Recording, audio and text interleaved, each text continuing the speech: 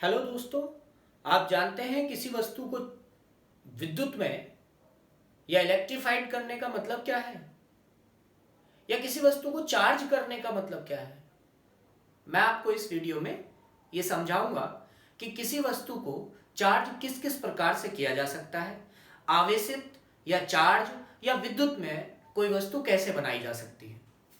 ये बड़ी basic C concept है, आप इसको समझ लीजिए। ये कोई एक वस्तु है, कोई भी वस्तु है, और अगर ये ठोस है तो ये पार्टिकल्स से यानी परमाणुओं से मिलकर बनी है।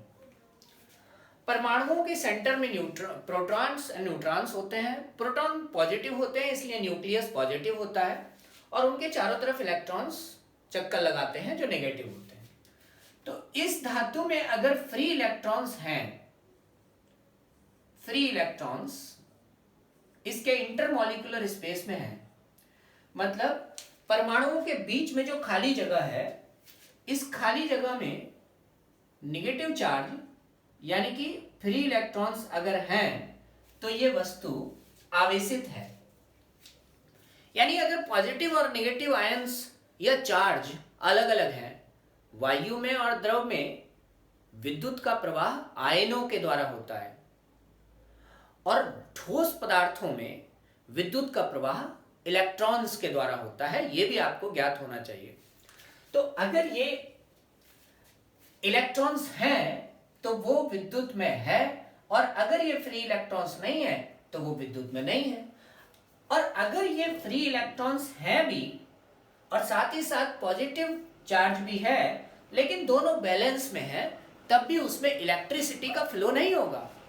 तो अगर हमें इलेक्ट्रिसिटी का फ्लो करना है या उसमें जो इलेक्ट्रिसिटी है उसको डेली लाइफ में महसूस करना है, तो इसको इलेक्ट्रीफाइड करने या चार्ज करने या विद्युत में बनाने के दो तरीके होते हैं, एक कंडक्शन और एक इंडक्शन। कंडक्शन, अब आप हिंदी में चाहो तो ऐसे लिख लो, कंडक्शन और इंडक्शन। ठीक है, कंडक्शन एंड इंडक्शन। कंडक्शन क्या है? देखिए कंडक्शन, अब ये मेरे पास कोई धातु है, इसको मुझे चार्ज करना है। चार्ज करना है का मतलब मुझे इसमें जो ये फ्री इलेक्ट्रॉन्स हैं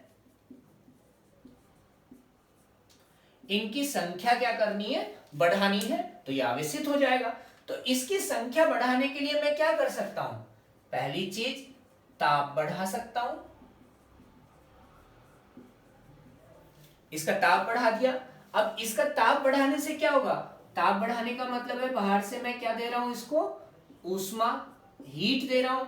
और जब मैं हीट दे रहा हूं तो जो एटम है, एटम के साथ बंधे हुए जो इलेक्ट्रॉन है, उसकी जो आउटर सेल के इलेक्ट्रॉन है, वो इस हीट को एब्जॉर्ब कर लेंगे और बाहर की कक्षा से बाहर चले जाएंगे। जैसे मैं आपको दिखा देता हूं, ये प्रोटॉन है, ये न्यूट्रॉन है, और उसके चारों तरफ चक्कर लगाते हैं इलेक्ट्रॉन्स। इस तरह से चक्कर लगाते हैं। अब अगर आपने इस परमाणु को गर्म किया, तो गर्म करने का मतलब है कि आप बाहर से इसको क्या दे रहे हो? एनर्जी दे रहे हो। और जब इस इलेक्ट्रॉन को बाहर से एनर्जी मिलेगी तो ये इस कक्षा को छोड़कर बाहर चला जाएगा और यहां आ जाएगा इस इंटरमॉलिक्यूलर स्पेस में। यानी दो परमाणुओं के बीच में जो स्पेस होता है ठोस में, वहां आ जाएगा, और ये जो पदार्थ है ये आपका क्या हो गया? चार्ज हो गया। सेम यही प्रभाव रगड़ने पर भी पड़ता है। अगर आपने किसी चीज को रगड़ा, जैसे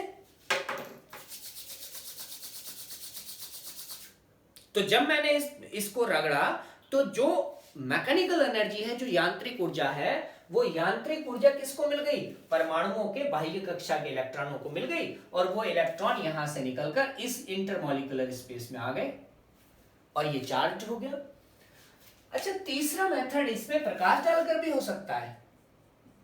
प्रकाश डालकर, और प्रकाश क्या होता है, एच न्यू फोटोन यानी पैकेट ऑफ एनर्जी। और आप अगर किसी चीज पर प्रकाश डाल रहे हो, किसी वस्तु पर प्रकाश डाल रहे हो, तो आप उसके इलेक्ट्रॉन्स को क्या दे रहे हो, ऊर्जा या ऊष्मा दे रहे हो। और जैसे ही इलेक्ट्रॉन को ऊष्मा ऊर्जा मिलेगी, ये अपनी कक्षा छोड़कर बाहर आ जाएंगे और फ्री इलेक्ट्रॉन के जैसा व्यवहार करना शुरू कर देंगे और वो बॉडी आवेशित हो जाएगी।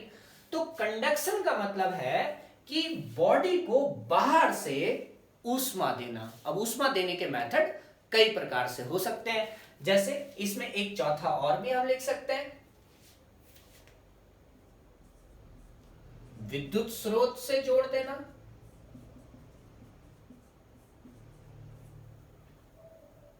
और विद्युत स्रोत यानी कि जो विद्युत है उसमें इलेक्ट्रॉन्स हैं, तो बाहर से इलेक्ट्रॉन्स आ जाएंगे फ्री इलेक्ट्रॉन्स के रूप में, तो वो भी आवेशित हो गई। ये तो हो गया कंडक्शन, किसी वस्तु को आवेशित करना। अब इंडक्शन मेथड क्या है, ये कोई वस्तु है जिसको आपको चार्ज करना है। अब उसको अगर आपको चार्ज करना है तो उसमें फिलहाल क्या होंगे, इस तरह से कुछ पॉजिटिव होंगे और कुछ नेगेटिव होंगे, इस तरह से। यानी थोड़े बहुत उसमें फ्री इलेक्ट्रॉन्स होंगे और बाकी प्रोटॉन्स होंगे नॉर्मल कंडीशन में। अब जब आप इस वस्तु के पास कोई दूसरी वस्तु लेके जाते हो जो कि निगेटिवली चार्ज है, निगेटिवली चार्ज है मतलब उस पे इलेक्ट्रॉन्स ज्यादा है और आप इसके पास लेके गए, तो इसके जो पॉजिटिव आयंस हैं वो सारे के सारे इस साइड में इकट्ठे हो जाएंगे आके, क्योंकि अपोजिट आयंस या अपोजिट जो चार्ज है वो एक दूसरे को क्या करते हैं, अट्रैक्ट करते हैं। और इस वस्तु के जो नेगेटिव चार्ज है वो इस साइड में चला जाएगा, तो पॉजिटिव एक साइड में, नेगेटिव एक दूसरी साइड में, तो वस्तु क्या हो गई, आवेशित हो गई, चार्ज हो गई या विद्युत में हो गई। लेकिन इंडक्शन के लिए निश्चित रूप से कोई ना कोई एक चार्ज्ड बॉडी पहले से ही चाहिए होगी, तभी इंडक्शन पॉसिबल है। इंडक्शन के थ्रू किसी वस्तु को विद्युत में करने के लिए पहले से उसमें कहीं ना कहीं से कंडक्शन के माध्यम से हमें कोई बॉडी पहले बनानी पड़ेगी। तो पहले इंडक्शन में पहले कंडक्शन होना जरूरी है और बाद में इंडक्शन पॉसिबल है। तो गाइज आई होप कि आपके ये समझ में आया होगा। अगर समझ में आया है आपके ये टॉपिक तो आप प्लीज चैनल को सब्सक्राइब करिए, कमेंट करिए, और अगर नहीं समझ में आया है तो फिर आप कमेंट बॉक्स में कमेंट भी करिए, समझ में आया है तब भी करिए और नहीं समझ में आया है तब भी करिए। और अगर आपको ये टॉपिक सही लगा है तो आप लाइक करिए, और अगर नहीं लग रहा है सही तो आप डिसलाइक भी करिए। Thank you so much.